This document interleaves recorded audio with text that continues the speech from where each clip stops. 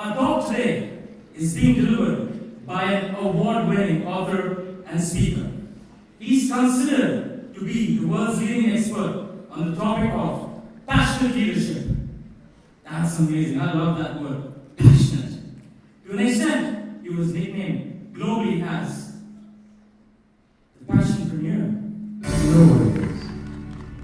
There is a passionate man who believes in life, who wants to help everybody. And somebody who is making a real difference in the world. We need to be more passionate people, and I think Moustafa is somebody who's leading that effort. If I can give you one advice, if you lack passion, call Moustafa. I've not met a more passionate person in my life. Being one of these 100 great leaders, 100 great coaches for the future, he's one of the winners. Mr. Passion.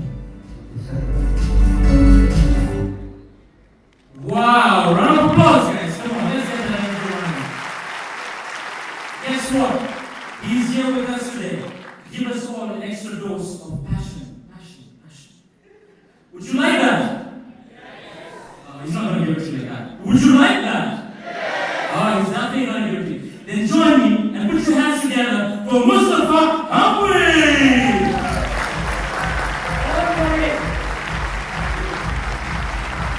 How are you doing? Thank you guys. Thank you very much for having me here today. I'm honored to be here with you. My name is Moustafa, and as you heard, they call me the Passionpreneur, Mr. Passion, Passion Guy, anything except passion fruit, please, okay? In case you're still hungry. I want to start by saying I'm really honored for being here with you today. You guys are such an amazing team. I've been here since morning, been hearing Fred and all the team, and I'm honored to be with you, and I want to say you guys are awesome, so give yourselves a big round of applause.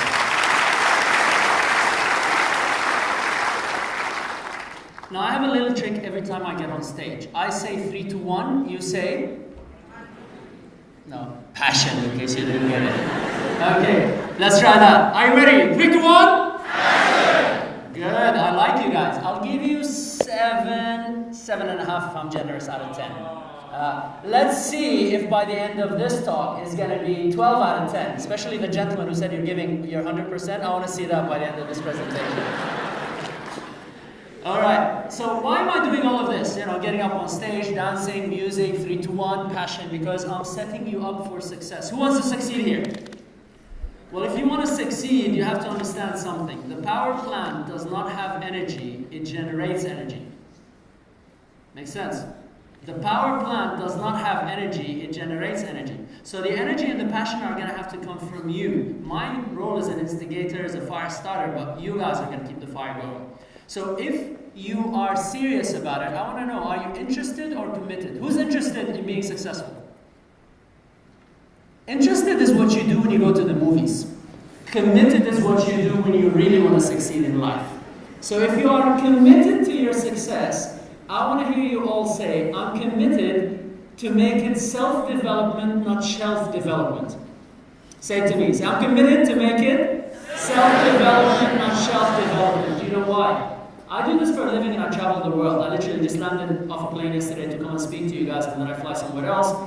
And I realized something. A lot of people who are addicted to self-development end up just reading a lot of books, consuming a lot of content, attending a lot of events. Half the time they're sleeping and they don't take any action. That's not going to make you successful. Watching a documentary, watching a talk is not going to make you successful. It's what you do day in, day out. So in this instance, I will urge you to use your phones, not to chat on social media. If you want to film any parts of this, feel free, or more importantly, take notes at times when I'm urging you to take action or to write some specific action steps. Deal? Alright. Talking about success in life, allow me to share some of my most recent successes. One of which I got married to the love of my life, Dr. Diana. She's sitting in the front over there. By the way, I'm Syrian, I'm not Indian, but I'm in love with India, so we decided to go and have our wedding in India.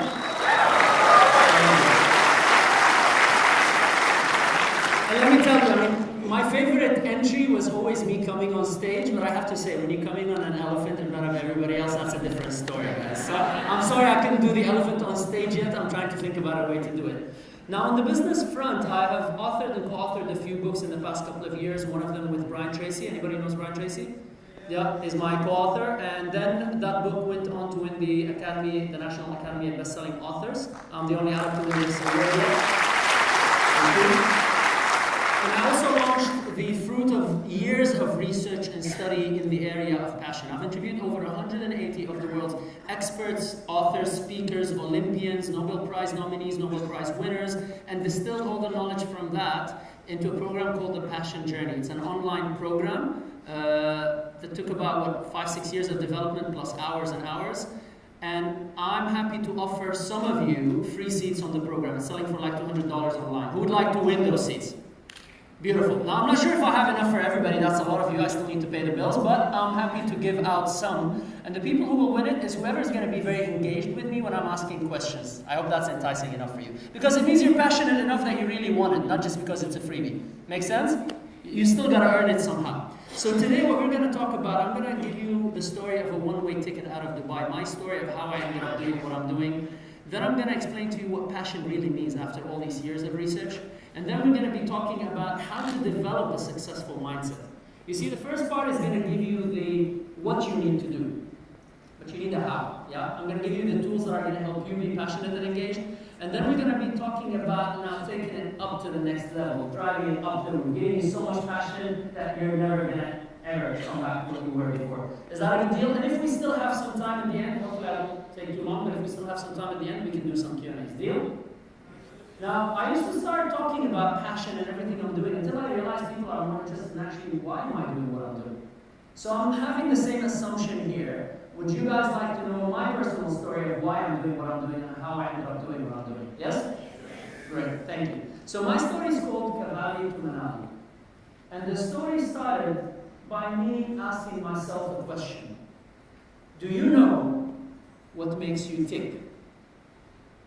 Because if you do not know what makes you tick, you'd be living your life following the crowd. What do you want? What do you want? And you want? You'd feel a bit lost, confused, disoriented, not sure what you're doing, how you're doing. You're working hard, but you're not sure why. Who feels like this sometimes? Be honest. Come on, yes, thank you for your honesty. Most of us do actually. And to be honest with you, if you're not, then you're not getting out of your comfort zone. Let's be clear. If you're living life feeling so comfortable, it means you're not stretching yourself out of your comfort zone and you're never going to grow. But if you're going on a growth journey, at times you're going to feel like this. The problem is when this stage of your life stays way too long, then you're not getting out of it. You start feeling like Alice in Wonderland. Who likes Alice? Hopefully we all had childhoods here. Who likes Alice? Yes, I like it when I see hands. When Alice was lost in Wonderland, she was looking for directions and she came across the cat. Oh, wait! Don't go, please! There you are. There you are. Oh, no. Thank you, but I just wanted to ask you which way I ought to go. Well, that depends on when you want to get to. Oh, it really doesn't matter. As long as I Then it really doesn't matter which way you go. What a profound question that we were all asked when we were children. See, we all walk through life asking for directions. We go to our friends. What do you think should I wear? What car should I buy? You go to your friends, males or females. What do you think about my boyfriend? What do you think about my girlfriend? What do you think about my car, my house? What should I study? You go to your director. You go to your company. My career. What's my career path? What am I doing? But we never stop to actually answer the most important question. Where do we want to get to? Because only when you know where you want to get to, can you figure out a way to make it happen. It's not the company's job to actually figure out that answer for you. We hope that it will, but the reality nobody can ever know except you, not even your parents. That's a question for you to answer that unfolds day in, day out. And I've been blessed to have figured that out probably now that I've crossed 40. But before that, there was a period of my life when I was supposedly living it up. I had a very successful events agency, was running one of the biggest event agencies in Dubai. At the back of that, we opened a modeling agency. At the back of that, opened several nightclub nights. And then eventually my partners ended up opening the Cavalli Club. In case you've heard about the place. So I was part of the team that put it together. I used to be heavily involved in nightlife events and parties in Dubai around 2003 up until about 2008, till before the crisis. And my daytime was more like this, doing a lot of successful award-winning event businesses. Can you guess which one am I? Yeah, red tie. Red tie. And then, nighttime, my life was more like this. Yeah, so daytime that, nighttime this. And in case you cannot see, if you can see the figure on the bill, can you see the figure? That was 387,000 dirhams spent on a table in a couple of hours, and by the way, the guy was under 30. That is not the problem. The problem was that all of this started to seem very normal. When you see it every single day. And it feels a little bit like Alice in Wonderland, for real. How do you think this life left me? Work hard, play hard, partying, smoking, drinking, all of this. How did it leave me? Tired? I got bored, I got exhausted, anxious, stressed, depressed, because as much as it looks glamorous on the outside, what was it doing to me on the inside? It was empty. It wasn't the monotony. Actually, monotony, I'll have a separate discussion about that. Sometimes monotony is good because it's routine and routine frees you. But it's the emptiness that was inside. Because if I was monotonously fulfilling myself, then I'm happy. But I was feeling very empty on the inside and trying to get shinier and shinier on the outside to hide what was going inside. Until one day I woke up and I'm like, listen, I actually hate my life. And I need to find a solution. We all go through these stages, but it's what do you do to find a solution? So I started reading and researching and reading and researching. This was my dining table on an average month. I'd watch about 4 to 5 hours of documentaries and books every single day. And then I get more. And then these are all actual pictures from my library. And then more. And then I discovered torrents and I started downloading stuff off the internet. And it was on and on until one day I heard about a meditation called Vipassana. Who heard about Vipassana? Vipassana, for those who don't know what it is, it's 10 days of silence. And it was a time of my life where I'm like, you know what? If there's a time for me to disconnect from the world for 10 days and just shut up, for the world to shut up and me, by the way, it was that time. And I sat for 10 days like this, from about 5 in the morning to 9 in the evening, just observing my breath. How many of you, if I was to give you 10 days to disconnect from the world, you feel it could change your life? You know how I can tell those who have kids? They put their hands up first. They go, yes, please, take the kids away. Me, take me away. But here's the thing. It felt exactly like The Matrix. Who's seen The Matrix? So in The Matrix, when the guy sat in front of a TV screen watching the world, it was 10 days like this for me watching what's going inside my head. So on the first day, I'm feeling angry, I'm feeling anxious, and I'm going, yes, when I was coming, it was that guy cut me off on traffic, and that's why I feel the anger. By the second day, I'm like, yeah, you know what? It was that argument I had with my dad just before I come to this meditation. He always does that to me. Mom always does that to me. My girlfriend always does that to me. My friend always does that to me. By the third day, I'm like, suddenly, I literally towards the end of the third day, I'm like, dude, you haven't been talking to nobody for 3 days. Oh my God. It's actually my voices inside my head that's making my head noisy. It's nobody outside. And this is the way we go on about life, using our magic fingers, pointing at everybody for everything that goes wrong in our life, yeah? He did, she did, my manager, my boss, my company, the economy, the family, whatever it is. But how many times do they actually do this? It took me 10 days of silence to figure that out. So by the end of it, I realized that I actually don't know myself. I spent years and years and years getting to know the industry, getting to know people, getting to know the market, but I actually don't know who I am. I don't know the man in the mirror that I look at every single morning. I know how he looks, but I don't know what's going inside. So this is when I woke up one day and decided to leave everything behind and bought a one-way ticket to India. And that happened in October 2012. I just woke up, I'm like, I'm going to India. And I remember my mom called me and said, what are you going to do in India? I said, I don't know, I'm going to get lost, because I don't think it can get worse than it is. I'm already as lost as I am, so I might as well well go find myself there. So I was received by a welcome squad of monkeys, different to the ones that I was used to before. It was a lot of fun, great experiences, a lot of contradictions, a lot of beauty. This was a picture in Rishikesh, the first city that I went to after Delhi, and this was taken on an old iPhone. Beautiful view, no filters, no nothing. But as glamorous as it was on the outside, I was sharing it with creepy creatures on the inside. And you know what's interesting? Life manifests to reflect what's going on around us. Because my life was very glamorous on the outside and not so good on the inside. And I ended up in a place which looked very beautiful on the outside, but not as good on the inside. So as I kept on going on with my journey from one place to the next, seeing all the contradictions of life, I ended up in the town of Manali. And in Manali, by pure coincidence, if you believe in coincidences, through a friend of a friend of a friend, crazy story, and by the way, most of these friends disappeared from my life. I used to skydive, it was an Indian friend who used to skydive with me, showed me a picture of Manali. I said, I want to go to that place. He ends up coming to India, to Manali, while I'm in Rishikesh, calls a friend of his from Bombay, who had another friend from school they haven't seen in 20 years, ends up there, who connects me with a Swami who's been in caves for 13 years. Looks like he's been there for a while. And through a lot of conversations, and this is another topic of the actual Gupta Valley to Manali, which is still in process, that's really what all the interactions with the Swami. There's one specific question that he asked me that was transformational for me.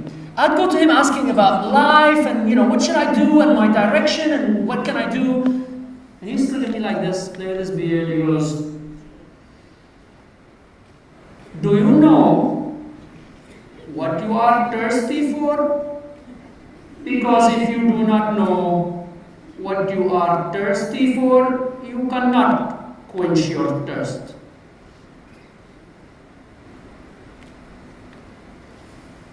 What a profound question again. I just felt like I'm Alice in Wonderland and he's the cat.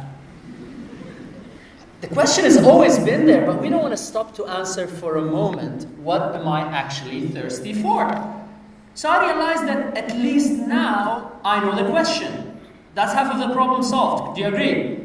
Most of us don't even know what question we should be asking ourselves. So now the question for you all, what are you thirsty for? Because until you know what you're thirsty for, you cannot quench your thirst. I went on with my journey, moving from one town to the next. As I'm moving further south, I ended up in Pune, in Osho, right opposite to Osho. There's a hospital, and I'm walking into the hospital randomly to get myself checked up. I go into the doctor, and there's one of those posters that say, if you have any of these, talk to your doctor. You know those posters, yeah? And then I'm standing there, and I'm like, yeah, check. Oh my God, I got 9 out of 10 symptoms. That's not good, is it? And I go, doctor, I'm like, listen, this thing outside, it's a bit worrying. He goes, how old are you? I was 35. He goes, 35. Do you smoke? No. Do you drink? No. By the way, I quit smoking, I quit drinking, I'll get healthy. That's the change of look from what you've seen before. So I'm very healthy. He goes, this is unusual, but this doesn't look good, so let's do some tests. And 2 days later, I come back and open the door and go, so doctor, he goes, well, I'm sorry to let you know that we discovered that you have a benign prostate enlargement.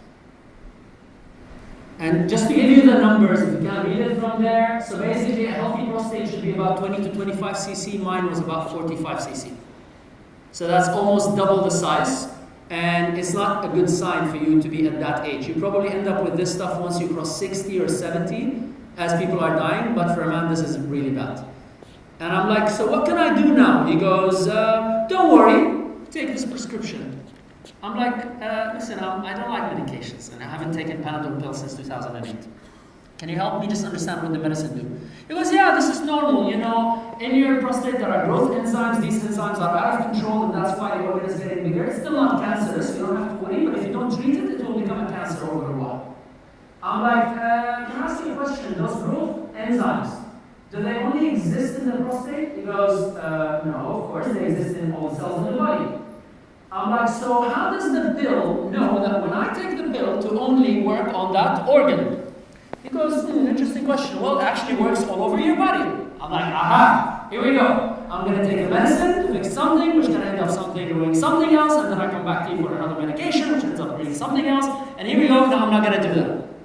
He goes, well, we have another solution for you. I said, what? He says, you'll be fine now, but soon enough you're going to have to do a surgery. I'm like, nah, it's not going to happen. I didn't get married yet, I don't have kids, not now. He goes, well, unfortunately, it's an incurable disease. So you're going to have to deal with it. Do you know what a non-curable disease is? I mean, medical disclaimer, I'm not a doctor, that's my personal opinion. It's when doctors have no clue what they're talking about and they just pump you up with pills hoping you're going to get better. How many of you had that experience before? Yeah, exactly. So anytime they tell you non-curable, no proof, don't touch meds. Stay away from them as much as possible. Please take your medicines if the doctor says medical disclaimer. Don't get me into trouble. So I realized that through all the research and the readings, you remember all those books and documentaries, that I read the difference between a disease and a virus. You see, guys, you got to pay attention sometimes in life, because maybe something I say to you today might come handy in a couple of years. And it was something that I read a few years before. That was around 2000 probably. I read it in 2009 and it came handy in 2012. You know what's the difference between a virus and a disease? Who knows? So, a disease is something external. Thank you very much. No, a virus is something external.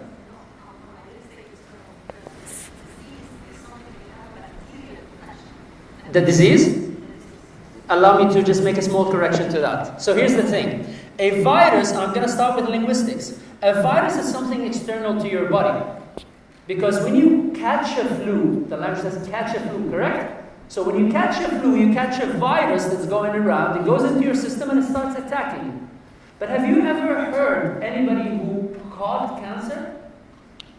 What do they use the word? Develop cancer. So for you to develop cancer, you actually have to have the cells for it in your body.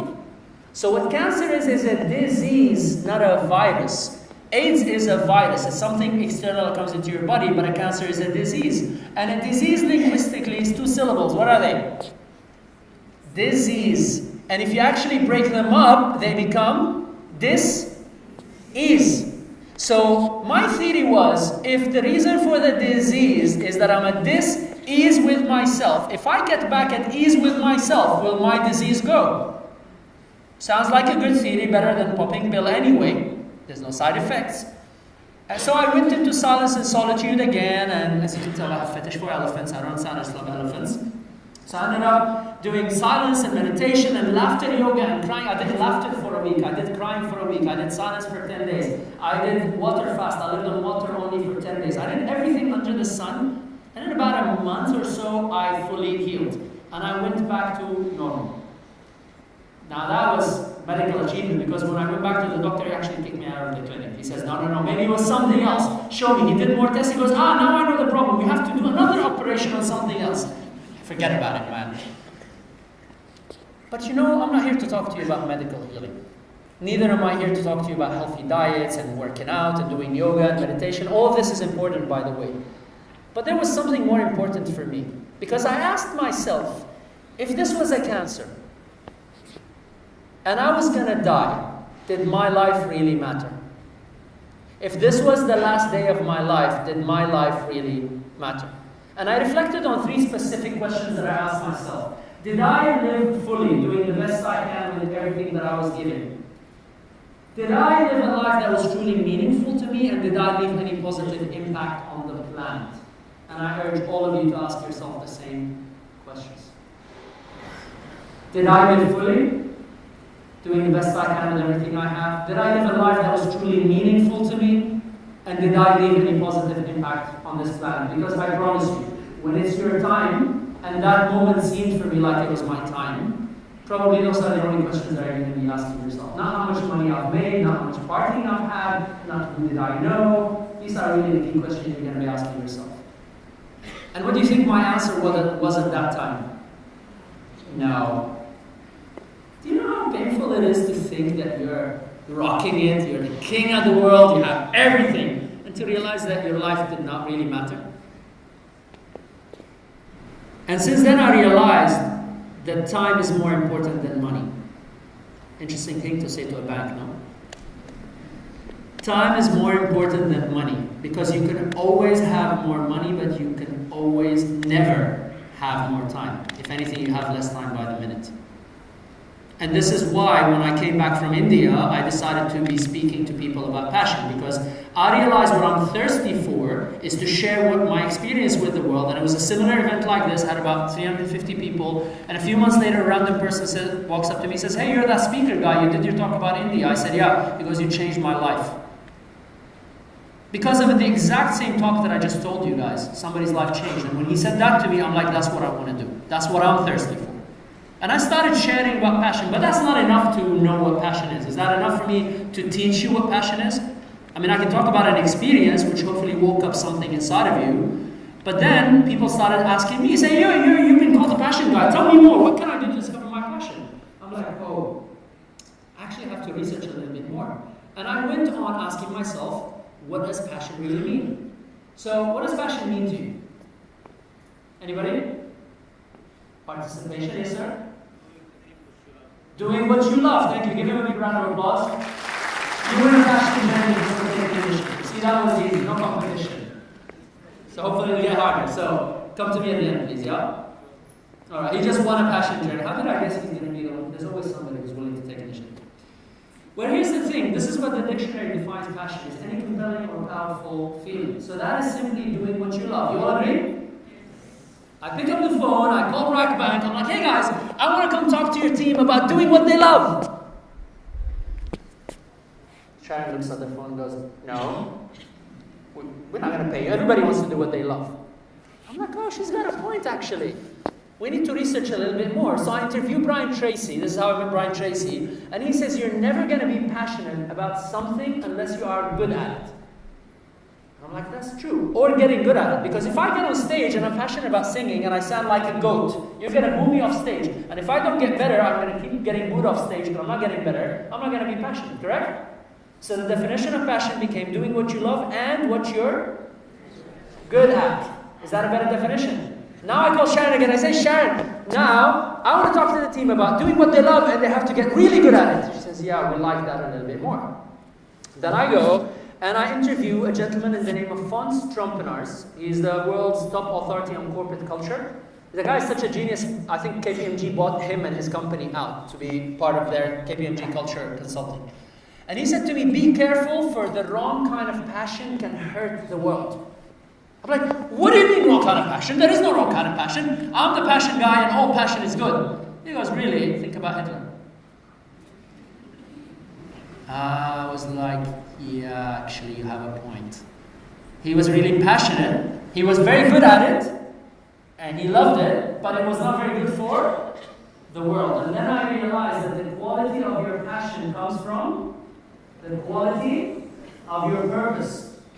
So passion is purpose. So then the definition of passion became doing what you love, what you're good at, and is of value to the world. Now that's a much better definition for individuals and for corporates and for the whole world. Do you all agree? Yes. Great. So I come and do this talk, do the Kavali to the Valley, do the passion thing. I finish this thing. A few months later, I come back and I bump into some people from the back, like, "How are you doing, guys? How's the passion?" They're like, "Passion? What are you talking about?" "Oh, yeah. I don't know, man. Life took over." I'm like, that's not good. I just bought a one-way ticket to India, came back doing all of this, serving my purpose, and you don't even remember? I'm like, no, there's a missing element to success and passion. Do you want to know what it is? Crickets, yeah? Usually if you want to know, it's a secret. And if you want to know a secret, you better at least show me some energy. Do you want to know what it is? Yes. No. Guys, you think I'm easy? I want begging like this. Say, "Tell me how!" I'm only telling you, win a passion journey now. Thank you. So everybody say, "Tell me how." I'm not going to tell you how. I'll tell you a story how. Anybody remembers this phone? Thank you. The last time I did it at a school recently here, I said, "Anybody remembers this phone?" And then not a single person even knew what I'm talking about. So I felt really old. So thank you. At least I'm in the company of people my age. I used to handle the PR for Nokia back in 2003, 2002. So this was the it phone, you remember? And we used to walk around like this. I don't know why I carried like this. Like you walk to the elevator like, hey, I'm intelligent. Yeah, you see people shaking it. I'm intelligent. Yeah, he's intelligent too. We're both business people. And Nokia literally was it. They had 1 billion customers around the world. It was crazy. Yeah? And what hit them out of the blue? BlackBerry, thank you very much. I remember that time. Boom! Half of market slashed. BlackBerry became the standard business phone. You had to have a BlackBerry phone and you negotiated your package to include a BlackBerry phone subscription. You remember that? Like, do I get a BlackBerry? See? And BlackBerry thought, we're it. We're the new business phone. And what hit them out of the blue? iPhone. Boom! The discussion was what? Who remembers? iPhone is personal. Yeah? But business is BlackBerry. And suddenly you're like, okay, phone, business, all of that. And then iPhone got repetitive. iPhone 1, iPhone 2, iPhone 3, iPhone 4, I don't know now. They skipped a generation and went to iPhone 10 even. I don't know why they did that. Somebody forgot to count. And then, what happened? I don't know what happened. Android, thank you. Samsung, all the other Androids started attacking and eating up out of Apple's market share. What's happening to the whole phone industry now? It's actually getting out of handsets. It's no longer in handsets. It's becoming watches, wearables. It's watches, it's headsets, it's glasses, it's crazy. How do you know what's going on? What's next? Who knows what's next? Nobody knows. Chips, implants, nobody knows. You see, because on the journey of success, it's like you're always on a treadmill. There is no stopping because there is no finish line. It's a day in, day out. And with that story, I take you back to my first question in another passion journey of 4 steps. What is the missing element in the definition of passion that I've just given you? Consistency. Give her a big round of applause. Thank you very much. She just won. So consistency is the secret to passion. Because anybody can say I'm passionate. It's very easy, yeah? How many of you had that passionate friend who liked music in high school? Yeah, the guy that liked the guitar always had a guitar, but they still don't play any better than they were in high school? Still, yeah, you have one. Everybody's got one. Why? Because they were not consistent at practicing. They're not consistent at working hard at it day in, day out. So this is the final definition as we have it for now, after 180 interviews, a couple of years of research. Passion, everybody, let's say it together. Passion is consistently doing what you love, what you're good at, and is of value to the world. So let's take a moment now, and take a deep breath before we move to another stage, and just discuss with your mates on the same line for 60 seconds, what's your takeaway and what would you do as an actionable step moving from here? What's your takeaway from what I've shared so far and what would you do? Because otherwise it'll be shelf development. Alright, wrap it up, say thank you to your partner. Let's get back here.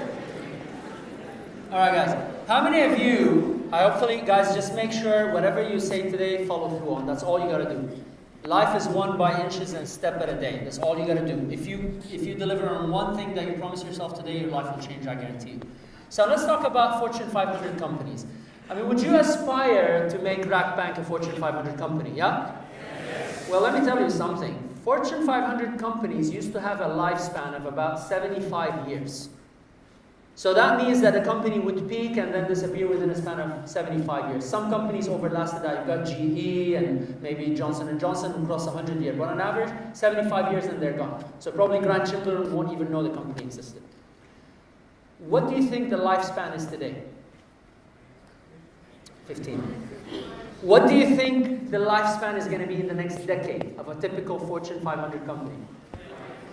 7. Yeah, you're almost close. It's 7. Why? Why is the lifespan going from 75 to 15 to 7? It's being half year by year. I think in the next couple of years it might be a year. Saturation, yes, but more important than saturation. Disruption. Disruption, guys, thank you. Whoever said disruption is disruptive innovation, actually. Now, you're thinking theory. Let me give you some real-life examples. Anybody knows this hotel chain? Founded in 1919, 530 Hilton-branded hotels in 78 countries. Big company, huh? Valuation in the billions of dollars.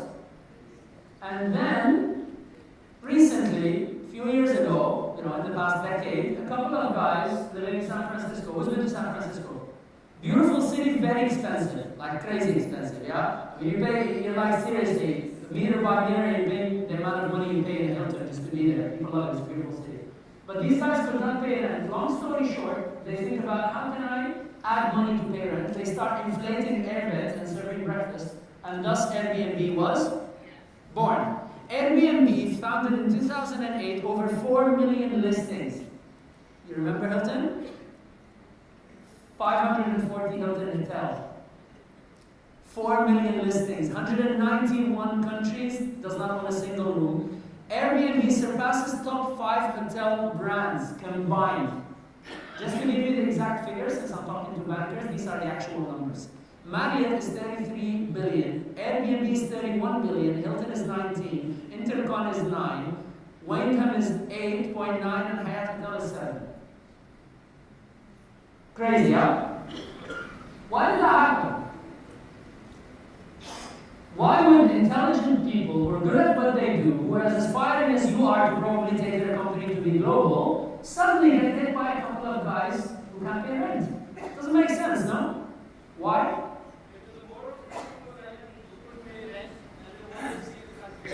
Yes, but this was, look, the supply is there. There's so many things that you guys can do to change the world out there. But we're all hindered by our thinking. Do you want to know why? Yes, but what stops you from being as innovative? And I'll tell you why. It's actually innovation comes by disruption, and that's why the word disruptive innovation. But how can you, what do you need to disrupt? Because if you cannot disrupt what you don't know, so you gotta know what you're supposed to disrupt, yeah? So here's the thing. We have now recently been in social economy, or a connection economy, which is based on relationships, online, offline, whatever it is, correct? Yeah?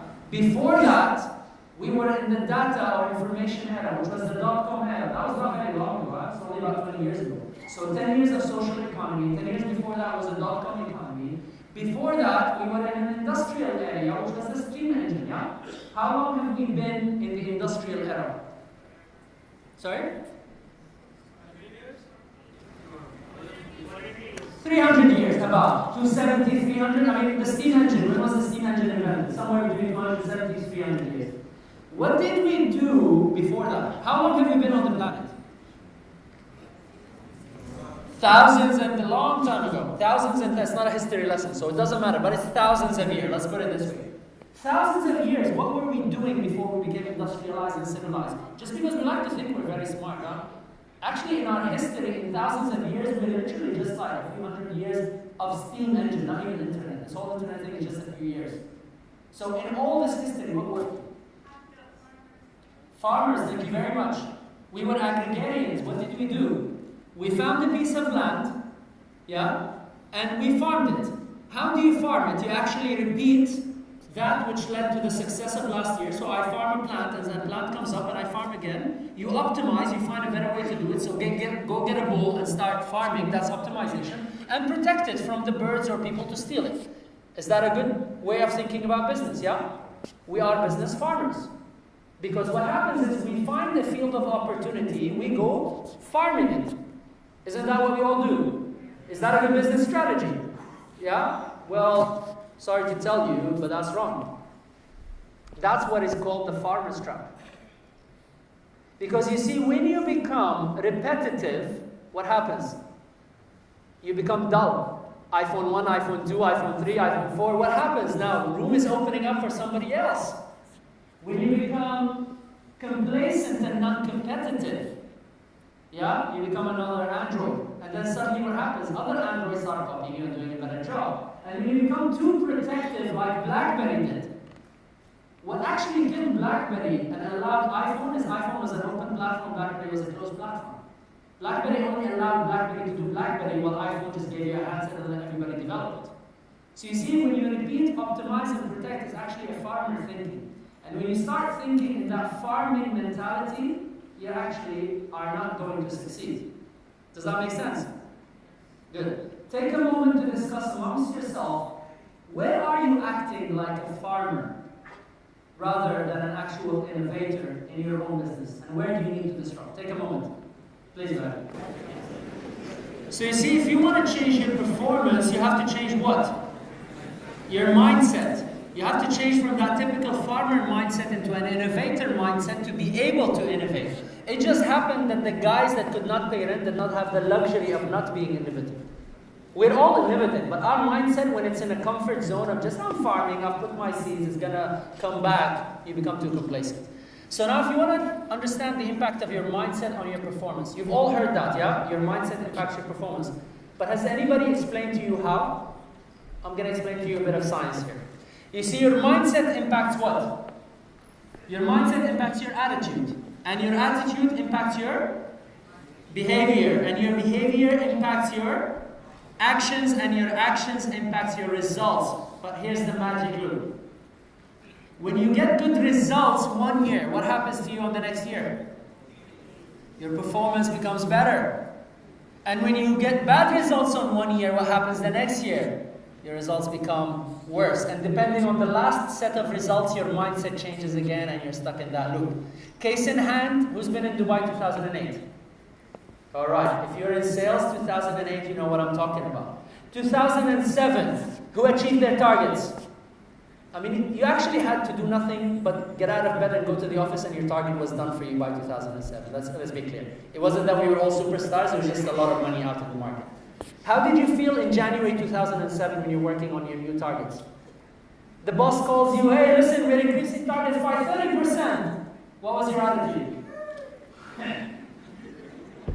30%. I want overachievement bonus. Yeah? September, October 2008 hit. Crisis, people fleeing the country, guys all over the place, bounce checks, nobody's paying. January 2009, just 12 months later, your boss calls you about the targets. What are you saying? Nobody's paying money in the market. No, it's so tough, this company, they make our life tough. It's your results impacted your mindset. But guess what? Where can you have control in this whole cycle? Your mindset, because your mindset impacts your attitude, which impacts your behavior, which impacts your actions, which impact your results. And those results are what are going to make you feel like you can do it or you cannot do it. But it all starts up in the mind. Now, Mr. Austin Powers, when he came up on stage, he put a very nice video for us about the monkeys, yes? Yeah, who felt as offended as I did? Saying, we're not monkeys. Come on, yeah, you guys look at it like, we're not monkeys. What do you think? You put videos for monkeys? We're intelligent humans. I went to university for years, and my parents paid a lot of money, and I worked a lot hard for my scholarship. I've got a PhD. What do you mean you're comparing me to monkeys? So I decided to put this discussion out and put something that is more solid, that shows us as intelligent humans how do we act. Would you like that? All right, let's see. I'm sorry, Austin Powers, I have to embarrass you a little bit here, but let's see what science has to say about your field. To answer that question, we set up a hidden camera experiment to see if this woman would stand up at the sound of this tone, simply because everyone else is. You might be thinking you'd never go along with this. Or would you?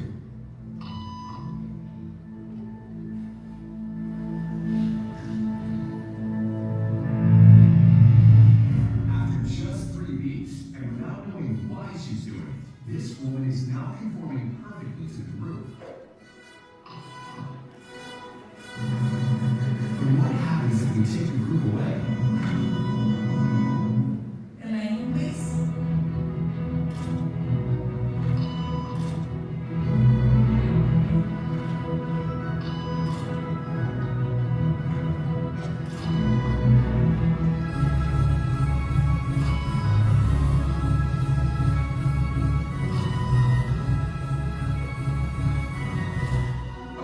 Now she's alone, the crowd is gone, and nobody is watching her except our hidden cameras. What do you think she'll do?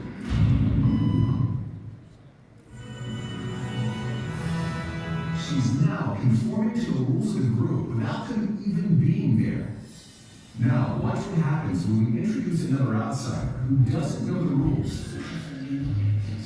Have a seat and I'll be up just a couple of minutes. Thanks so much.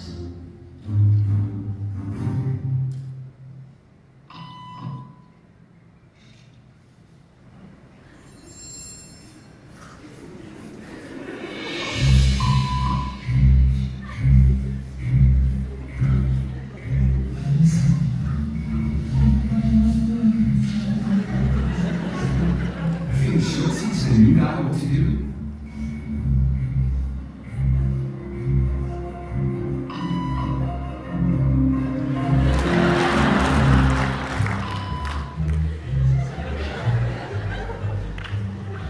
We get the cameras rolling as more unsuspecting patients arrive.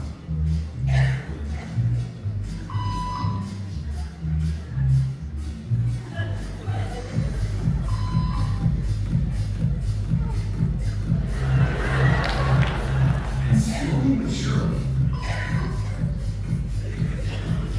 what began as a random rule for this woman has now become the social norm for everyone in this waiting room. Here to explain what's going on in her brains is Shona Berger of the University of Pennsylvania. This sort of internalized form of her behavior is part of what we call social learning. Starting at a very early age, when we see members of our group perform a task, our brains literally reward us for following in their footsteps. When I saw everybody stand up, I felt like I needed to join them. Otherwise, I'm like excluded. Once I decided to go with it, then I felt much more comfortable. Conformity is how we become socialized, but it can also cause us to develop bad habits or repeat past laws. And it's why even this rebel, who wasn't standing for any of this nonsense, eventually joined the ranks. And one thing sharp. So it turns out Austin Power might have been right. Thank you very much for that monkey video. But yes, as intelligent as we are, social does have a huge impact on us because we are social beings. It's actually because we are socially intelligent we end up doing this stuff. The question is, are we doing it in the right way? Are we in the driver's seat or are we in the passenger seat? You all want to be the people that make other people copy them, not the ones copying everybody else. Is that yes? Now for you to do that, it's like driving a Ferrari. Who likes Ferraris here? By the way, I'm a Lamborghini guy. Who's a Lamborghini person here? I'm more Lamborghini, I'm not a Ferrari. But I use Ferrari because it's a good example for everybody. So you see, if I give that Ferrari, okay, to an amazing taxi driver, how much is he going to get out of that Ferrari? He'll drive it like a taxi. Now give the same exact Ferrari to Michael Schumacher. How much is he going to get out of it? Much different. It's the same exact car, but the driver is different, means different results. Well, let me tell you something, guys. I'd look as Rack Bank as a Ferrari. I mean, you guys have red logos pretty much already, have the way done there. But what's the difference? Drivers. Who are the drivers? You guys. And who's your driver? Up here. So if you guys don't work on your mindset, and you work on the way you think, and the way you behave, and the way you act, you're not going to get the results that you want from the same exact Ferrari. And this is what you want to think about your mindset. Your mindset is really driving everything that you're doing and the results that you're getting. And what's the best mindset to have? Passionate mindset. Because when something is truly a passion, success becomes yours to grab. Now let's have a quick discussion about the whole we're not monkeys, and what kind of behaviors you need to disrupt and break to be able to get the results that you want to get. Take a moment, guys, please. Now, who would like, now we all agree, we need a better mindset every single day. We all need it. Even me, every day I want to get better. Who wants a new mindset over here? How about I give you a tool to apply this mindset? Because now we know what to do and how important it is, but we want the tools. So I'm going to give you a very simple tool to be able to change your mindset. And this comes from what's called neurolinguistics. Who heard about neurolinguistics? Okay, I'm going to give you something practical because people who teach it, neurolinguistic programming, I don't like to use the word, try to convince you that you can manipulate people and tell them to do what you want. And if this was a reality, all of you would learn NLP and don't have to go to work because you can close all your targets just by telling people what to do. And unfortunately, it doesn't happen. Those who sell you the courses tell you. Now, with neurolinguistics, when you are faced by a situation, when your mind is weak, the situation becomes what? Becomes a problem. Becomes a problem. See, if your mind is weak, no, guys, stay with me. Yes, participate. It's okay, even if you shout. When I ask, I want energy. Okay. When your mind is weak, the situation becomes a problem. When your mind is at balance, the situation becomes a challenge. When your mind is strong, the situation becomes an opportunity. Now, be careful. I'm calling it situation and all, because it is a situation. You get a situation, depending on your status and your mindset, you're going to look at that situation, and that's the glasses you're going to see. If you're wearing weak glasses, you go, oh my God, I got a problem. Who wakes up in the morning saying, I want to face a lot of problems today?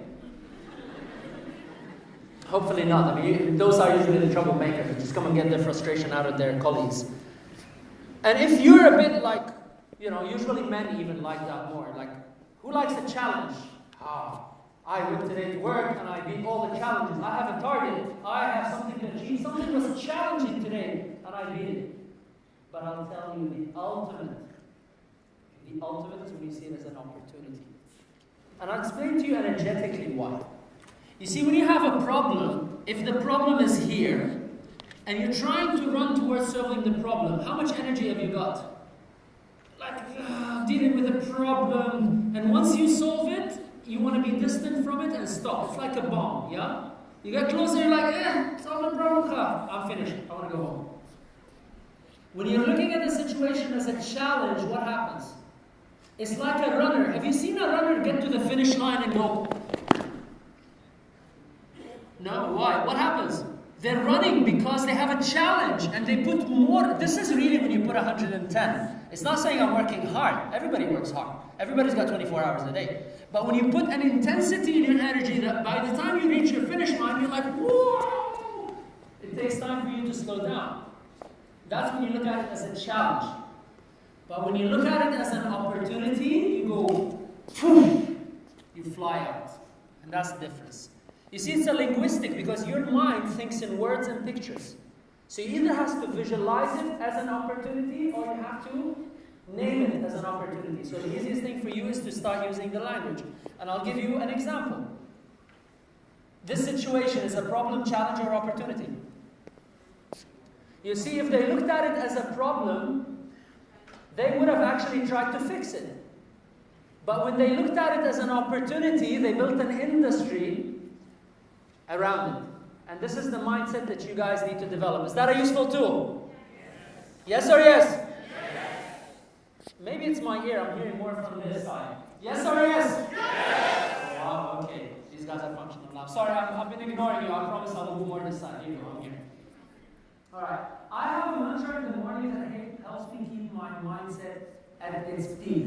Would you like me to give you that mantra? Yes! Would you like me to give you that mantra? Yes! Alright. Because you need that. The power plant does not have energy. So keep generating that. See? Now you know I'm not a passion guy because somebody called me the passion guy. I'm a passion guy that keep going. I'm energizing money. So you guys gotta keep going.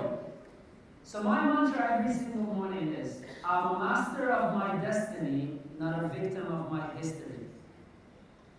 Say it, guys. Say it. Feel free to clap, guys. I've seen some hands go. Say it, guys. Generate that energy. So everybody say it with me. I'm a master of my destiny, not a victim of my history.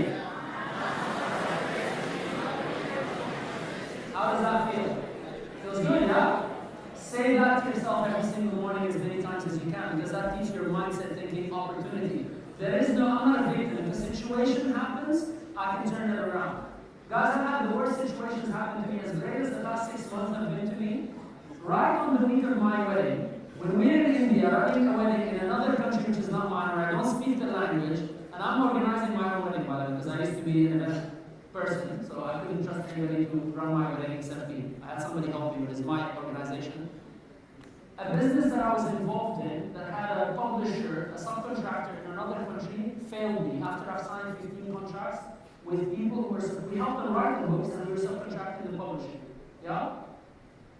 Now, on the week of my wedding, they just say, we don't want to work with you, we don't like your clients, and we're busy enough. Situation. Problem, challenge, or opportunity? Well, I have to say, guys, I have to admit, first I looked at it as a problem, and And then I'm like, hey, hold on, you teach that stuff. So look at it as a challenge. How can you fix it? And I'm like, actually, you're not doing yourself a favor. What's the opportunity here? Do you know what happened? I opened a publishing company. Guys, we all have it. The publishing company is already up and running, we're running business, and now I'm making more money from this new business than from the older business. I'm not joking, guys, this stuff works, but you have to apply it. It only works when you work it. It's like brushing your teeth. Knowing that the brush works doesn't make your teeth white. You have to do it every single morning, keep doing it. Alright? So, anybody heard about Dr. Marshall Goldsmith? Okay, he's world's #1 executive coach. He coaches a lot of people. One of them is the president of the World Bank. Is that a good person to listen to? Yeah, well, he's my mentor. Actually, I was sharing stage with him last year here at the same place. And he has a very amazing insight on how to be a successful leader. I mean, this guy coaches 150 out of Fortune 500 companies. So he was kind enough to give me an interview where I talked to him about passion, and still ranks one of my best interviews ever.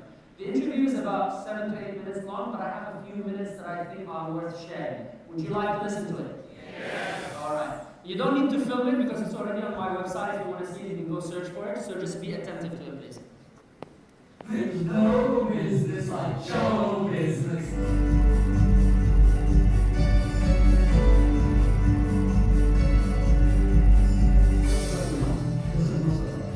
And today on Passion Sundays, we have an amazing surprise for you.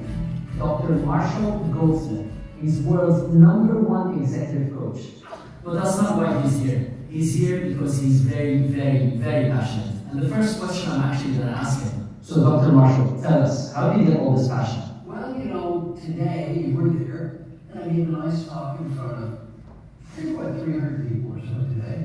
And one of the most common questions they get is that, how do you have so much energy? People won't say this, but they say, you're an old man, you've been flying on an airplane for 18 hours. Thank you for saying it's How do you get so much energy? Well, before I speak, I always do a chant every day. It helps give me energy. Would you like to learn the chant? Oh God, I'm sure everybody would like to learn that. Okay, breathe. Hands like this. And the chant goes like this. There's no business like show business. So every day before I work, I tell myself, it's showtime. Now I use this with my coaching class. Love it. They're all CEOs of big companies, and sometimes they start whining. So I always say, have you ever been to a Broadway play? And of course I say yes. I said, did you ever hear the actors say, my foot hurts? I have a headache. My aunt died last week. No, it's showtime. And they always say, you make about 100 times what that kid is making every night. If they can get out there night after night after night, and they have passion, so can you. I love it. Showtime! I love it. Showtime. So ladies and gentlemen. So everybody say showtime! Good. Say that every single morning. That's your second mantra. When things get tough, remember, there's no business like show business. It's always showtime. When I have to get on stage, I'm ready, I'm not ready, mic is on, mic is off. I don't care. I do my best before I get on stage. But the minute I'm on stage, the only thing I'm focused on is being here and doing my best. Sometimes sound goes off. I mean, today the team is amazing. Give everybody, by the way, a big round of applause. Everybody's doing amazing. But trust me, I've had times where I do all my work and I'm on stage and the microphone goes off and the electricity went off. What do? It's showtime. I have to find a way to fix it. And guys, if you start treating life as a show and you're a showman or showwoman every single morning, life will change. Now, how many of you would like the company to invest in helping you find your passion and talking about your career path? Who wants that? Put your hands up. Well, here's another snippet from the interview with Dr. Marshall where I asked him particularly about the situation where people are in a job which is not necessarily their passion, which I know a few people here are, without putting your hands up. Would you like to hear what he has to say? Dr. Marshall, what I like about you is you are very real. So here's a tricky question. You know, living in Dubai is beautiful, but it's challenging. It's very expensive, you need to be sponsored by a company, it has a lot of pros and cons. So if I'm in a job where it's not really my passion, but I cannot leave the job. I have a family. What do I do? Well, the one thing I teach, I talk about in my book Triggers, is every day challenge yourself with 6 questions, and these are called active questions. And they all begin with, did I do my best to? And set clear goals. Did I do my best to set clear goals for myself? Did I do my best to make progress? Did I do my best to make progress or achieve my goals? Did I do my best to find meaning? Did I do my best to be happy? Did I do my best to build positive relationships? And did I do my best to be fully engaged? And our research on this is pretty amazing. When people do this every day, engagement scores goes up, everything goes up. Well, the one thing in life I can always do is my best. And what I teach people is, you're there anyway. It's your life. You can be a victim, a martyr, poor me, isn't life terrible? Who loses? You lose. Or you can say, I'm going to create happiness, I'm going to create meaning, I'm going to do my best to create this. And you're the winner. I'm sure you've been on this flight, 2 flight attendants, one's positive, motivated, upbeat, enthusiastic, one's negative, bitter, angry, and cynical. It's a 3-hour flight. Who's the real loser on the 3-hour flight? Well, the customer's kind of a loser, and the company's kind of a loser, but the deepest loser is the flight attendant. Why? 3 hours that movie means life has been misery. When I teach this to people, I say, this is great to do for the company, and it's great to do for the customer, it's better to do for you. I love that. You see? So what do you think, guys? The biggest loser in every situation is who? Is you guys. It's not the company. So if anybody's feeling a bit vindictive or angry at the company, remember, the first person you're hurting is yourself. If you're doing something without being truly passionate about, the biggest loser is yourself. You see, you can't hurt anybody before hurting yourself. So you gotta always remember what's in it for me in a way that nourishes me and nourishes everybody else. And that's the kind of attitude you guys want to develop. Now, to make that mantra a lot stronger, I'm a master of my destiny, not a victim of my history, Dr. Marshall has 3 characteristics which he found are in all future leaders and all successful people. Do you want to know what they are? First thing is courage. Courage not to take on challenges, but courage to look in the mirror and face yourself and say, am I who I think I am? Am I doing what's truly meaningful to me? That's called courage. Courage is not outwards, courage is inwards. The second one is humility. To say, I need help. And this is something I learned from Dr. Marshall. He says, hey, I'm Dr. Marshall and I need help. So you have to say, I need help. So let's try this. Everybody put your right hand up. They do.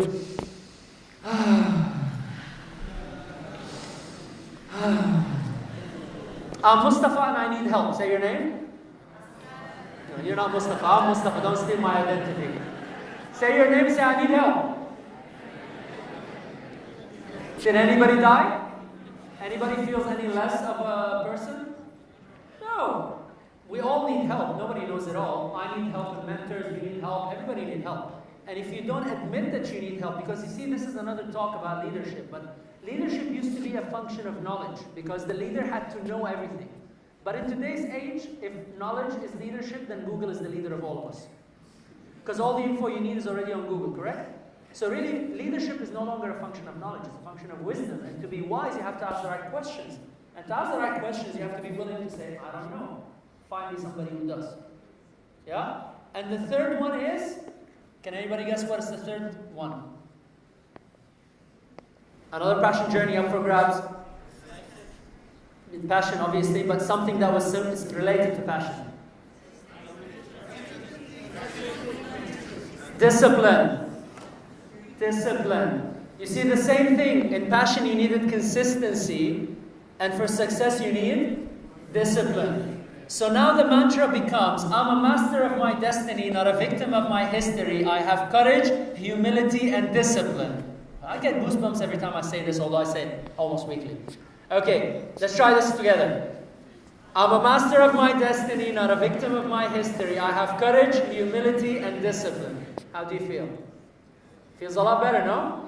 When you say it, guys, but remember, your mind operates in commands, and the commands are verbal and visual. Now, what's the other thing you learned from this interview that I've shared with you about finding your passion and living a passionate life at work as much as at home? You have to ask yourself questions that start with what? Oh my God, was anybody listening? 850 people, wake up, wake up.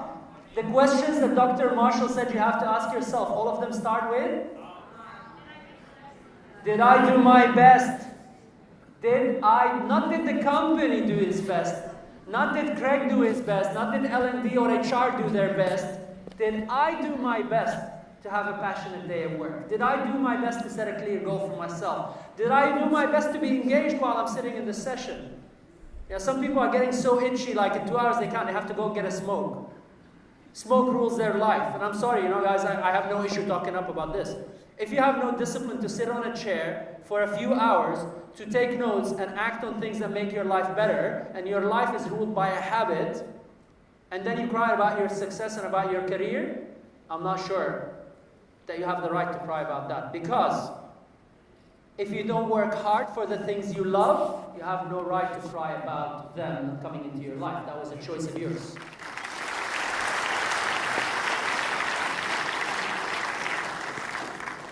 So let's take a moment now to discuss what you gathered from this segment. I'll send you guys. If anybody wants the presentation later, guys, just drop me an email. I'll give you the email and all of this, and I'll send it to you, okay? So take a moment to discuss what you have gathered from this and what's the next action step you're going to take. Go ahead. So hopefully by now you're all feeling so passionate, as passionate individuals, yes? Good. I like. See, the energy is coming up. I told you guys, you were 7.5. We'll see. We're going to hit 11, 12 by the end of this. Now, you all feel like this big fish in the sea that's going to go on ripping out all the other fish, yes? Yes. But what's more important than a passionate individual? A passionate company. Because you see, no matter how big of a fish you are, a swarm of fish is much stronger than one big fish. And these are all, by the way, not Photoshop. These are all actual, like, award-winning Nat Geo type pictures. No matter how big and how passionate you are, look at you, 850 people, and you're not even the whole company. Just all of you are like a mini army over here. It's what I call a passion tribe. You guys are a big passion tribe now. So how do we take this individual passion and move it into company-wide? Because there's an African proverb that says, if you want to go fast, go alone. And if you want to go far, go together.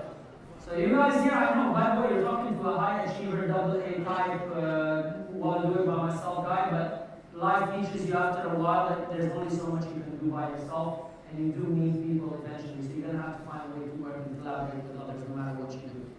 So if you want to go fast, go alone. If you want to go far, go together. So how can we take this passion from an individual level and apply it on a company level? Now we need a strategy for that, yes? Anybody from strategy department here? You need a strategy. Okay. Now to get a strategy, who's the best person to consult about strategy? How about Peter Drucker? You know Peter Drucker? Yeah, the godfather of modern management, the inventor of management by objectives. So when we look into what Peter Drucker says about strategy, he said, strategy, culture eats strategy for breakfast. Culture eats strategy for breakfast. Make sense? Case in hand, the video I just showed you. That's an example of culture. Because the culture was pushing on the person who even said had a strategy. I'm not going to get up, and suddenly feels left out and gives in. Culture eats strategy for breakfast. So if you want to build a culture of passion in the company, do you want to know the roadmap? First step is to build a passionate individual.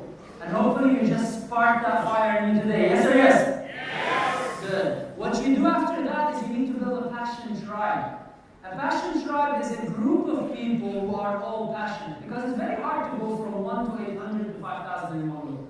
So what happens is you go find yourself in your company, the 10, 15 people that you believe all of you are passionate enough. Now you can be from the same department, but you don't have to be. You can share the same passion, you can share the same vision, you can do extracurricular activities after work, as long as you guys are on the same wavelengths. It's what I call a passion tribe. And after you do a passion tribe, there's multiple passion tribes in the company. What do you do next? You go find passion leadership teams, because out of the tribe, some people will emerge to be natural leaders. So now you have a passionate individual, you have lots of passion tribes, out of them emerges passionate leadership teams, and only then you have a truly passionate company. Now this journey typically is anywhere from 12 to 18 months on average to build a true culture. Because it's not about what happens today, it's not about what happens tomorrow, it's about what keeps happening day in, day out. It's the discipline that you guys have to bring in to the company. And this is when you have a passionate culture. And this is when the energy in the company starts looking like this. You see, when the whole company is rotating around the same center point, the same energy, and then you get all this energy building up, building up, building up, then it becomes a culture. By then, even if you take people out and put new people in, the culture is going to rule. Take a moment and discuss what can you do to build a passionate culture around you as an individual in your life, guys. Please go ahead. Anybody's got a question? Please raise your hands and I'm happy to answer. Yes, gentleman here. Guys, you can ask me about anything relating to leadership, relating to success, relating to finding your passion. I'm happy to answer. Yeah, hi, Moustafa. Hi. You said we should do new things, we should challenge the status quo. The thing that holds people back most of the times is fear of failure. Yeah. So I won't do new things because I think I might fail. 100%. And I would rather go along with what I'm doing now because I'm in the comfort zone. So how do you address the fear of failure? That's my question. Beautiful. Thank you very much. Give him a big round of applause for that question. Do you know why I'm saying give him a big round of applause? Because he applied number one, well, two of the more important rules. The courage and the humility. The courage to say, yeah, I am afraid, and the humility to say, I need help. And this is, you see how we apply these things on day in, day out. And the thing is, everybody's got fear. Number one. Everybody has fear. If you think I'm not afraid, then it's wrong. Everybody's afraid. The question is, what do you do about the fear? There's a very good book called Feel the Fear and Do It Anyway. Read it, it's a very good book. But the premise is, the bottom line is, the fear is good. I do a lot of extreme sports, guys. Who does extreme sports here? Okay, usually you don't get a lot of hands. So I do skydiving, I do paragliding, I do motor racing. So let's talk about skydiving. It's a pretty scary sport, yeah? Yeah. So when you're at 12,000 feet is about 15 minutes after takeoff. So the next time you're on a plane, time about 15 minutes and look out the window and imagine somebody opening the airplane door and you jumping. Yeah, exactly. That's how it feels. And you know what? It feels like this every single time. Do you know why it's good for me to be afraid? Because if I'm not afraid, I'm going to get sloppy about checking my parachute. I'm going to get sloppy on doing my work. I'm going to get sloppy on following procedure, and then I will crash and die. But because I'm afraid of dying, I take that fear and I use the energy that comes from the fear to drive me. What happens is, if you get into paralysis by analysis and you get so scared by thinking about negative scenario after negative scenario after negative scenario, and then the negative becomes bigger and bigger and bigger and bigger. But guess what? Anybody has one-sided brain, or we all have left brain and right brain? Yeah, we all have left brain and right. No cyclopses here, yeah? Okay. So we all have left brain and right brain. Now, why do you have two spheres of the brain? Because your brain is designed to analyze pros and cons, good and bad. Yeah? So naturally, if you allow one to overtake, you fall in that trap. So when you fall in that trap of over-analyzing negative, you end up getting into so much fear. But the other side is not good also, by the way. Over-optimism is not good at all. Because if you over-analyze and always imagine positive, positive, positive when it's not the reality, is as much as me imagining that I'll just jump out of the plane and I'm gonna make it, I'll be fine. It doesn't work this way. I have to analyze the pleasure of jumping out of a plane and balance it out with the risk of things going wrong and making sure my parachute is secure, my backup is there, I follow procedure, I do all of that. So understand that it's normal for you to have fear. It's actually very healthy, because if you don't have fear, extreme sports, you die. You have to have the fear and use it to your advantage. Now understand something else. So this is on the analytical part. Is that clear? Okay. Now separate from the analytical part, there's a physical reaction. Because when you're afraid, what happens in your body? You get into what's called fight, freeze, or flight reaction. You heard about that, yeah? Well, they call it the reptilian brain. Why? Because reptiles, they either freeze, or they get scared and run away, or certain animals they attack. Now, that physical reaction based on the trigger can drive you to flight and drive you to fight, and you have to analyze and take a decision on what works best for you. But what's most important is it brings up energy. Do you know why when you get, did you ever notice when you get angry, anybody gets angry, you start pounding on the table, yeah? Anybody knows that? You start pounding on the table, some people get physical. Why? That actually is pushing a button in your brain, which is dealing with the fear mechanism to fight, freeze, or flight, which is the limbic brain. Why it's called limbic? Because it controls the limbs, hands and legs. What it does, it redistributes energy from your stomach, from your brain, and shuts any unnecessary function, and the only necessary functions in that situation is to do what? To fight or run away. Remember, thousands of years, we were farmers or cavemen. And when you have a saber-toothed tiger running behind you, your digestive function is not a big problem for now. So that can wait. Blood gets redistributed to your hands, and you start either wanting to fight, or if it's too big for you, you need all the energy to start running for your life. Now, that reaction is natural, because even if somebody cuts you off while you're driving, you get the same reaction, by the way. The magic is when you feel the fear, that energy is going to come up. What do you do with it? Now, smarter people use it to their advantage. And this is what I do when I get on stage. Don't think it's an easy task. You come and stand here and you're going to see the view I'm looking at. You guys are hiding there. You come and stand here and see 850 people staring at you, some people walking off halfway through the session, some people on their phones, some people talking to their neighbors. That brings up a lot of energy. What I learned to do is to take that energy and project it out.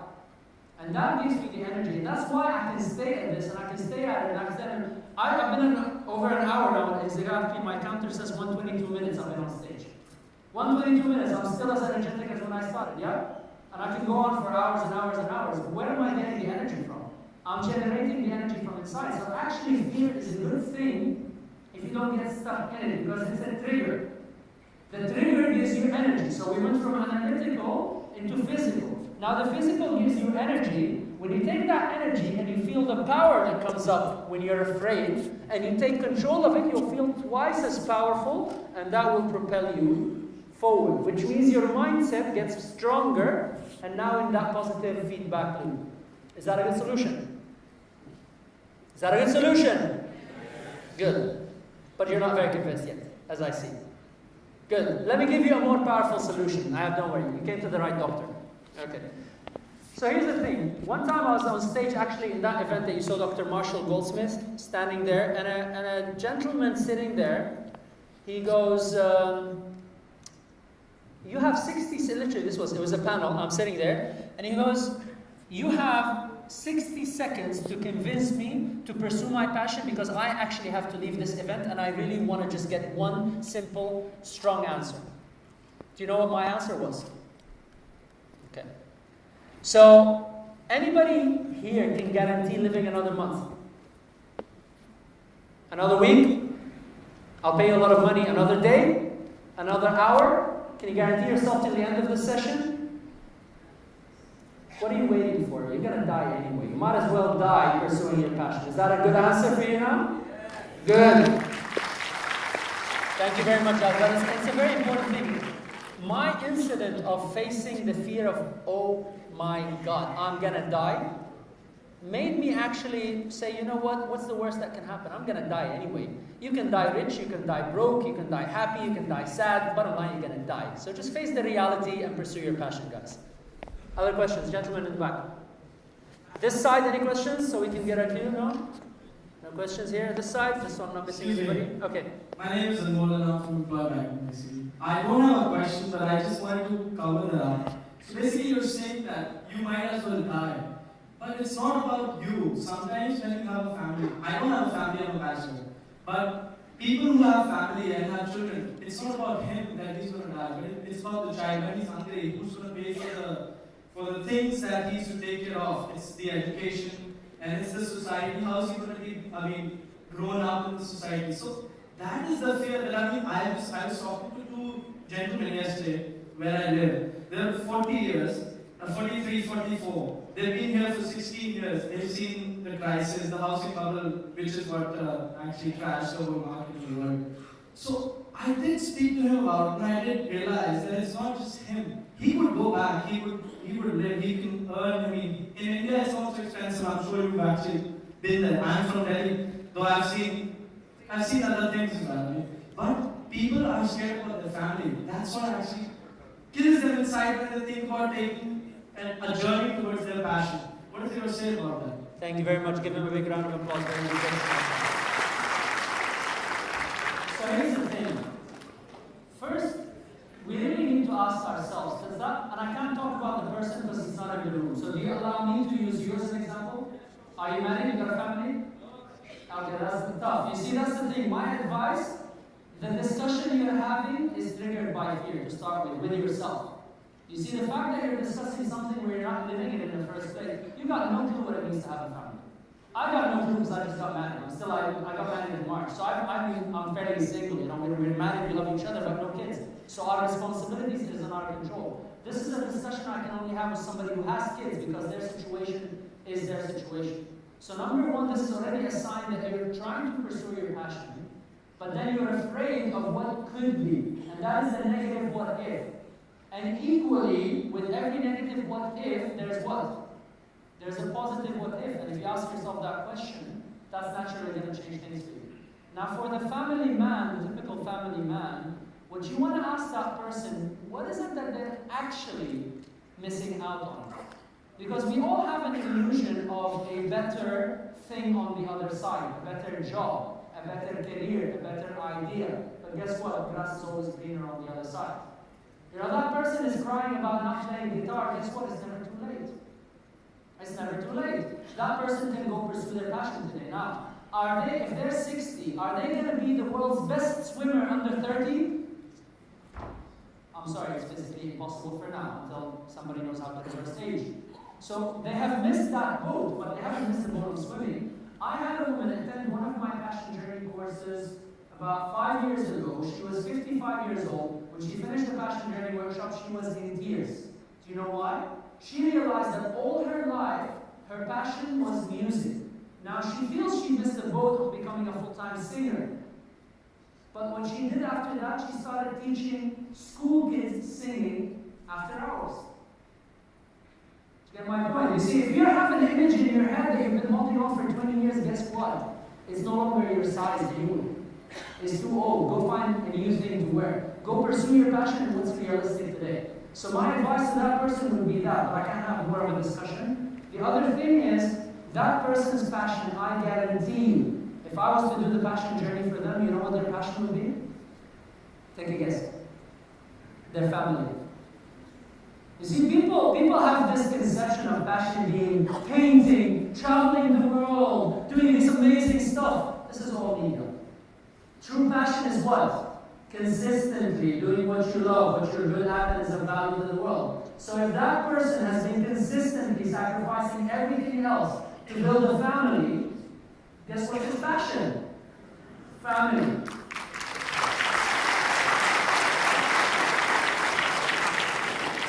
Good?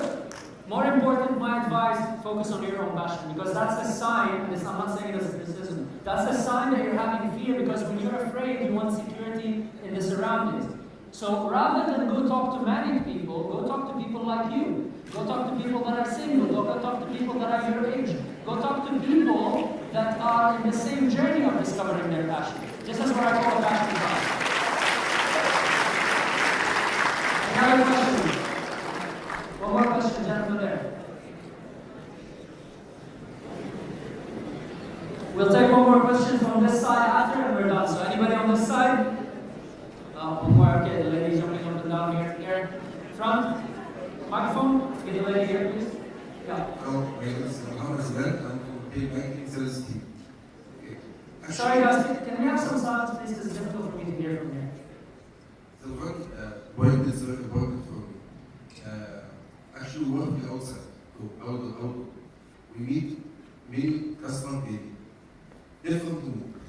Positive mood, negative mood, positive mood, negative mood, direct like this. Okay? If I meet 20 customers daily or 50 customers, They will transfer to me, they move. And then we have to do some relationship with the customer. Sometimes when we give to a person role, he's sharing with you his problem, his happiness, everything. How we can save ourselves from this different mood daily? For example, one customer have a big problem in his life, and he need 3,300, 400 to solve some problem, his daughter in hospital, something like that. He put me with his mood, always. And he pushing me, and calling me always, we need the money urgent, fast, Take a deep breath. Now I can save myself. Take a deep breath. Yeah. Take a deep breath. Take a deep breath. Everybody take a deep breath. Okay, yes, that's the first thing. Second thing, say with me. I'm a master of my destiny, not a victim of my history. Yes, I'm a master. Of my destiny. Everybody say. Of my destiny. Not a victim of my history. Okay. Okay, so here's the thing. Thank you very much for your question. This making me myself. I know. Today, tomorrow, after tomorrow. I understand. After 1 month, I will Let me give you something, guys. That's why I tell you this mantra works. You can sit down. Thank you. I'm a master of my destiny, not a victim of my history. Why? What happens with you... Mercy on my foot, guys, please. What happens with you happens with me. Okay, it happens with everybody else. You're not the only one here. Trust me, it's so hard to do business development. It's so hard to do sales. And guess what? Nobody likes to hear no, but you hear more no than you hear yes. And sometimes you wish you could hear no because you've got clients that kind of keep on coming and going and never give you a clear answer. We all go through that. But the reality is you've got to understand that also in professional sports, like racing for example, how many times did you see a Formula 1 car just keep racing without stopping? Anybody see that? No. What do they have? They have something called what? Pit stops. So that's the secret answer number 1 or number 2. Because number 1 is take a deep breath and say I'm a master of my destiny. Number 2, pit stops. So if the day is getting very tough, what should you do?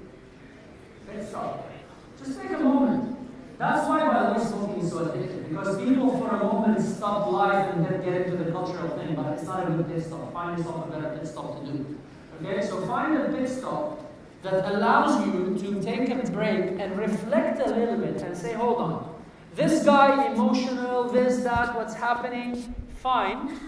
Can I move on to the next person? Because if you get caught up with the stories of the people, you will get lost in the stories of the people. Now, if you have been doing that for a while, would you allow me to be a bit honest with you? Again, this is an escape. Because, and I'm not saying it as a criticism, guys, and I honor him for being so courageous to share his situation. Because that could be a problem, it could be a challenge, it could be an opportunity. Currently, you're looking at it as what? A problem. Now ask yourself, what is the opportunity in this? When you ask yourself that, you will see a lot changing. Because you're going to say, hold on, what's the opportunity in the fact that I'm hearing all these stories? Oh, I've got a lot of stories to tell, which means the next time I face a client who's being difficult, who's telling me a story about how difficult life is for them, I can tell them another more difficult story from somebody else so they feel better about themselves. Is that better? Yeah? Guys, the tools that I'm giving you work, trust me. Just ask yourself, what is the opportunity? Because when you do, it's a habit. Now, I know it's not going to come easy, but the next time you find yourself in that situation, take a deep breath, say the mantra, and then ask yourself, what's the opportunity? And I promise you a lot's going to change for you. One more question? You said the lady here, yes? And then last one, the lady in the back, please, yeah? Okay. Hi, Moustafa. Hi. I'm Adnya. Hi. Thank you for giving me the opportunity to pose my question. Thank you. So, what if I tell you that I have the courage, I have the humility, and I also have the discipline, but I do not know what my passion is. Beautiful. I do not know what I'm thirsty for. Give her a big round of applause. There are lots of ways to help you discover your passion, and that's usually my favorite question. It's my signature question. For me to help you discover your passion, I've got a few ways that I can do that. I mean, obviously, anybody who wants the passion journey is going to be able to run through the whole deep dive into it. But I've also learned that I need to find a quick solution for everybody. So I can help you all find your passion by answering one question. Would you like that? Yes. All right, everybody, make sure your phone's on silent, please. and put your phones down and close your eyes. All right. Let's take a deep breath. And trust me, guys, on this one. Please, do not cheat. And if you don't want to participate, just don't ruin it for other people. Just take a deep breath. Come here and now. Take another deep breath. And I want you to imagine in front of you a nice Rack Bank checkbook. Keep your eyes closed. Open that checkbook, and I want you to see your name written on that check in front of you. Whatever your name is, see the pen writing your name on that check. And then in the date space, I want you to see today's date, Thursday, 19 July 2018. Okay? So you've got your name on a check, you've got today's date, and in the numbers space, I want you to see the number being written. $1 billion. That is 1 and 9 zeros in dollars. And in the letter space, see it written, $1 billion. And see that check being signed by the chairman of the bank. Now I want you in your mind's eye to see that check being taken out of the checkbook. It's in your hands. You're staring at a check in your name, dated today with $1 billion. Fold that check and put it in your pocket next to your heart. Now that you've got a check in your pocket for $1 billion, what would you do for a living? And this is what your passion is. You can all come back, open your eyes.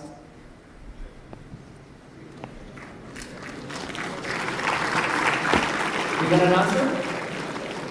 Did you get an answer or no? Okay, so here's the thing, guys. There's a wide spectrum.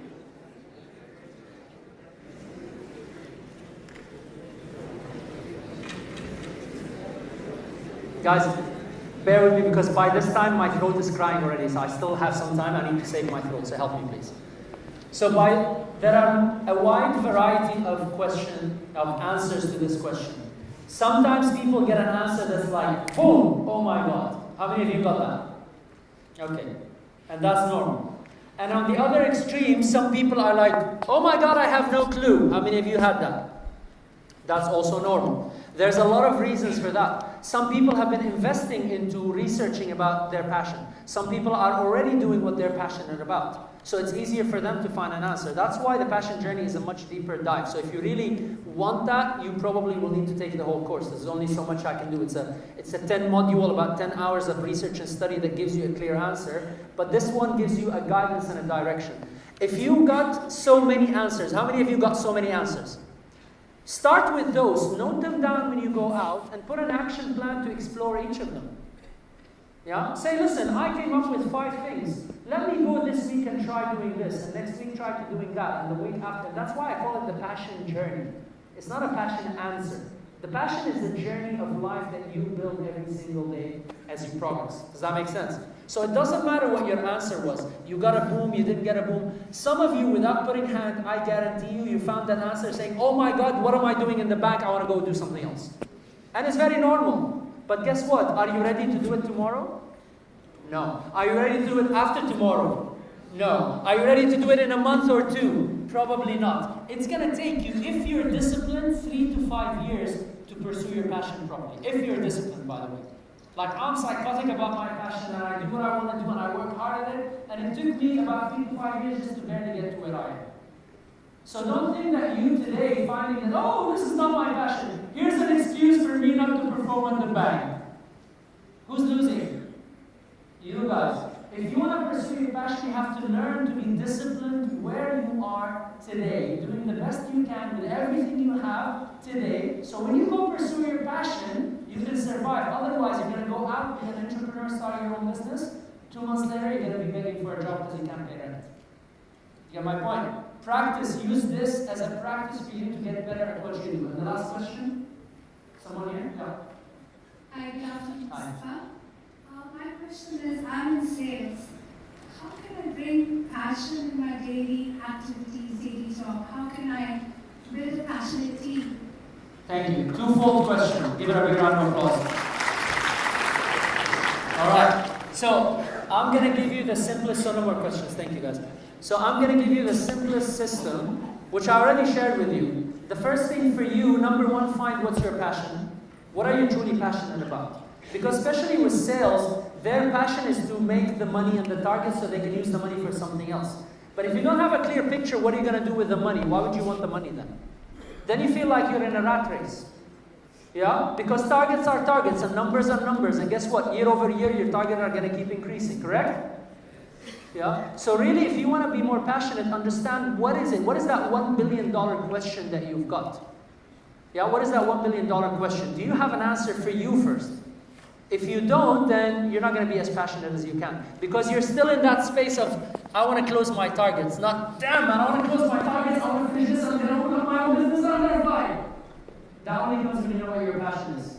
And number two, to do it for the team, you have to do the same thing. You have to know what they're truly passionate about, and then link it to the business. And that starts by you asking the daily questions, starting with, did I do my best to? Did I do my best to find what my passion is? Did I do my best to stay on my passion? Did I do my best to stay focused on my goals? Did I do my best to make a contribution? Did I do my best to be part of a great team? Did I do my best? Did I do my best?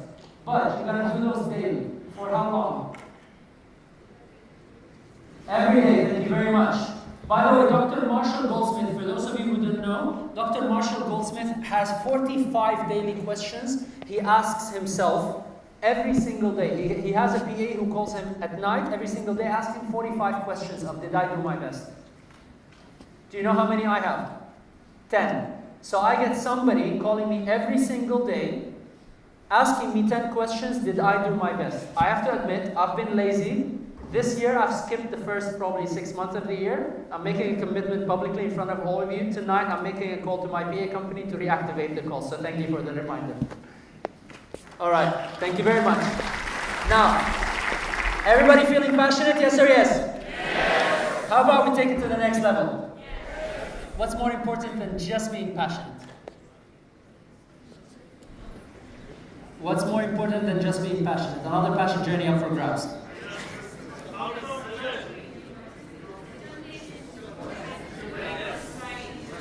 Being legendary. Okay, passion journey is still up for grabs. Why is legendary more important than just being passionate?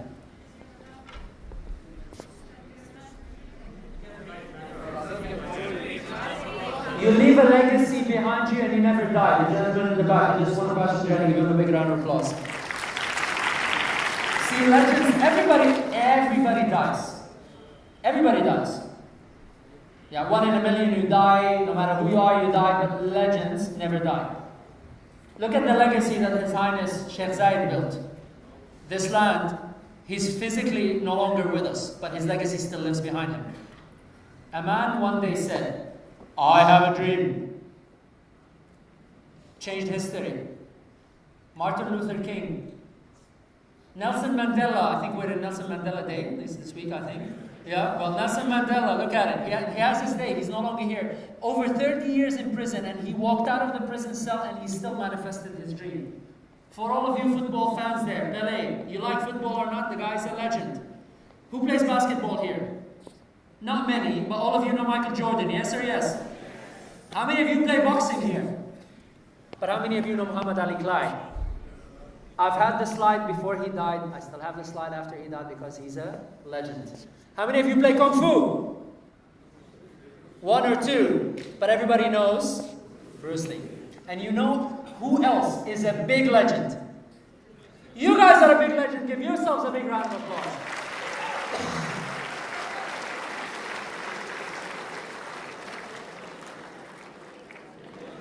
But you see, this is not going to come easy. It's going to take hard work and determination. And you got to work day in, day out, and you got to work so hard till one day your signature becomes an autograph.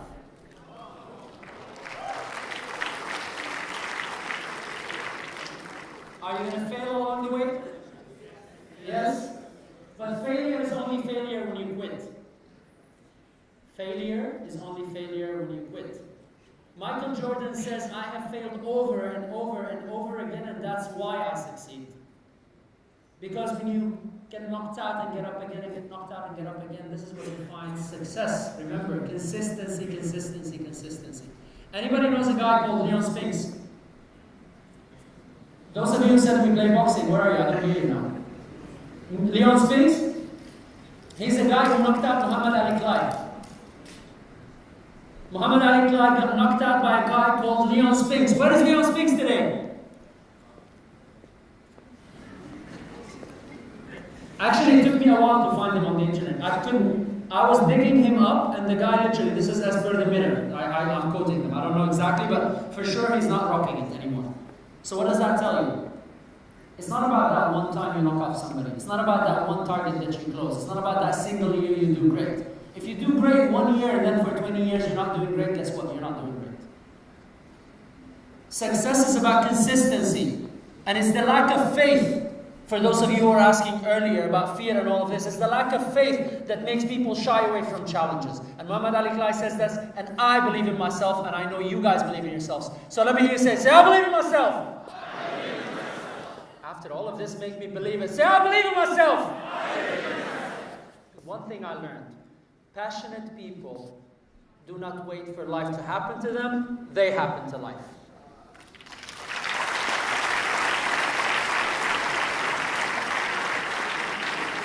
Talking about football, regardless if you're a Barcelona or a Real Madrid fan, wherever you are, both of them agree on one thing. Whether you like this guy or you like this guy, both of them talk about working hard. It's all about working hard every single morning, every single day in, day out. Now, are you going to feel like this along the way? Yeah, and even if you feel like this along the way, Messi goes crying, and Eric tells him, rocks on the road, store them all, one day you'll build a castle. It's about day in, day out, day in, day out. Now even then, does it still get so hard that you feel like this one day? That's why I stopped wearing ties. This is what's left over from it. But guess what? When you turn every single situation into an opportunity, you're going to start taking control of your life. Because if a man that does not have an arm and a leg can get on a bicycle every single morning and practice till he becomes an Olympian, you're telling me your excuse is what? Good. Because that's the way you should act. You should understand that everything you're saying is an excuse, no more, no less. It can be an excuse why, and it can be an excuse why not. Because passionate people do not wait for life to happen to them, they happen to life. How are you liking this so far? You getting all the passion you want, guys, yeah? Would you like some more? Alright. If you like more, you can go and look me up on the internet. My website is Moustafa.com.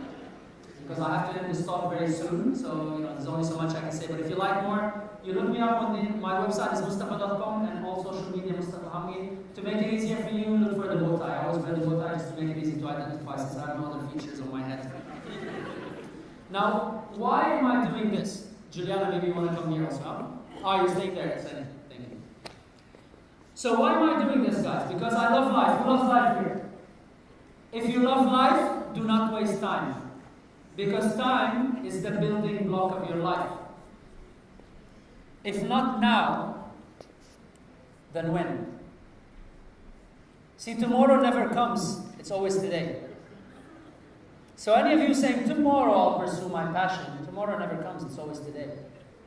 Now, it doesn't mean I'm asking you to go quit your job to pursue your passion today. I'm asking you, because some of you are like, oh, I'll buy the one-way ticket to India. Guess what? The answer is not in India, the answer is here.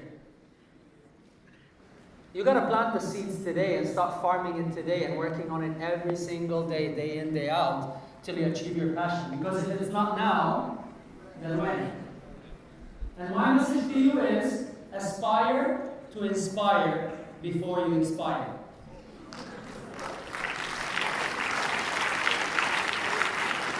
Because most people are living their life hoping to get safely to the grave. Waiting for that big retirement check where they work all their life. Have a lot of money, go buy that big house overlooking the beach, sitting on the porch on a reclining chair and contemplating on how beautiful of a life it could have been. Is that the way to live? Life is a roller coaster ride with its ups and highs and downs and lows and wins and loses. And when your body's going down the grave, your soul is screaming, wow, what a ride. And when you live your life with so much passion, you become a beacon to the world, and people come and take guidance from you. Because they say the two most important days of your life are the day you are born and the day you find out why. And when you find out why, go dedicate the rest of your life towards living this life. And when it's your time to go down the grave, let it be told that you have lived nothing less than a life worth dying for.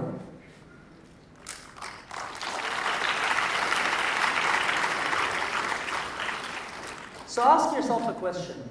What if, starting today, starting now, this moment, you start living 10 out of 10 passionately in every single area of your life, starting with your current job, with your current situation, with your life, the way it is? How would you feel?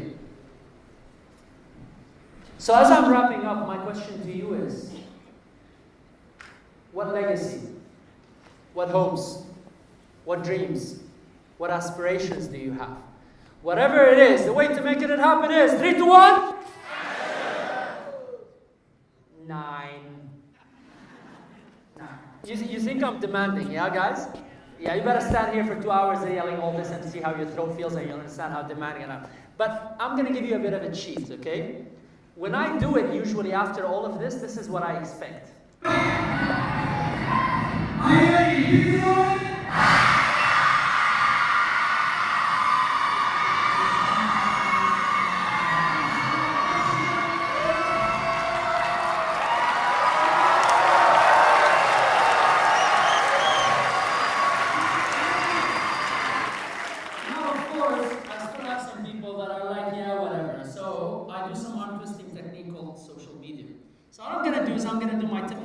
And I'm going to say, Rack Bank, are you ready? 3, 2, 1.